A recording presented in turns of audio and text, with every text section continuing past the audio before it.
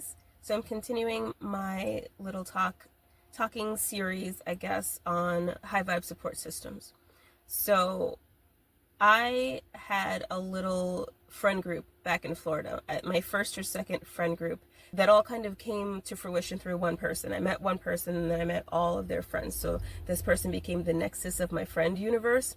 And when I realized pretty early on that she was fucking crazy and that our friendship had an expiration date. But I was sad to lose some of her friends because, like, you know, she knew those people for like 20 years. Like, she just met me. So when we split up, of course, they're going to like stick to her, and I basically lost all of my friends, or most of my friends. I made more, because I'm cool like that.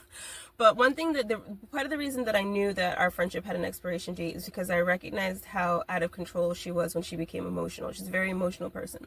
Being emotional is not in of itself a bad thing. The problem is when you don't know how to deal with your emotions and you don't know how to continue on through life and continue relationships and friendships and continue to like make sense as a person while still being emotional, or even after being emotional. So here's what happened. Once she became emotional, that all she could do was be emotional. She was no longer capable of having a reasonable, rational, or respectful conversation with you. Once she was in emotion, that was it. It was all emotion, and you couldn't get through to her. She wouldn't listen. She was the victim. Somehow everything was always coming down on her, and nobody understood her side. And she was also one of those people where if you disagreed with her, you were wrong. Like, that's just it. Like, no matter what it is that she thinks or she feels, because she thinks and feels it, she's right. And if you challenge her or disagree with her, well, then clearly you're wrong, because I only think and feel things that are right? Like, I mean, right? She's one of those people. So I was like, oh, no, this is fucked. This is not going to last very long. And it didn't. It lasted longer than it should have. It lasted about 5 years. But yeah, so just one night, it all just came to a head, and I think Spirit came in and was like, all right, you're done. This is it, Georgia, you're done. This has been going on for too long, and it just went, Ocean's taking him back out. Tide's going out. Tide came in, brought her in 5 years ago. She stayed on my beach for 5 years. The universe was like, all right, we gotta bring her back. She gotta come back. So they took her back, and I was like, no, but you had to take everybody though. Like, could you just take her and leave her friends that I like? Because some of her friends I didn't really give a shit about, but some of her friends are actually really cool. And I was like, could you leave the cool friends for me? Universe was like, no, we gotta start over. There's too much baggage. And it turns out years later, a mutual friend told me that this girl, it started with me basically. The exodus of friends in her life started with me, and slowly but surely, I can't think of the word, there's a specific word that's perfect for the situation, but she basically ostracized herself from the group, and she started problems with every single person in her friend group, people she's known for 25, 30 years now, and nobody's friends with her now, and she moved. I don't know if she moved because nobody was friends with her, or if like that was just a situation that happened separately, but like, yeah, nobody talks to that girl anymore. And I was like, I told you. Y'all didn't want to believe me because I was the new girl. But was I right or was I right? The bitch is crazy. Don't fuck with crazy people who are like bad. She was bad crazy.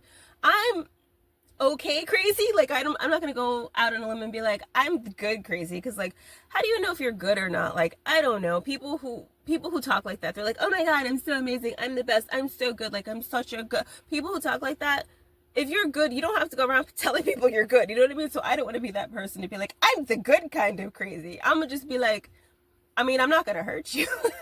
Like, I'm crazy and I don't plan on hurting you. That's as good as you're going to get from me.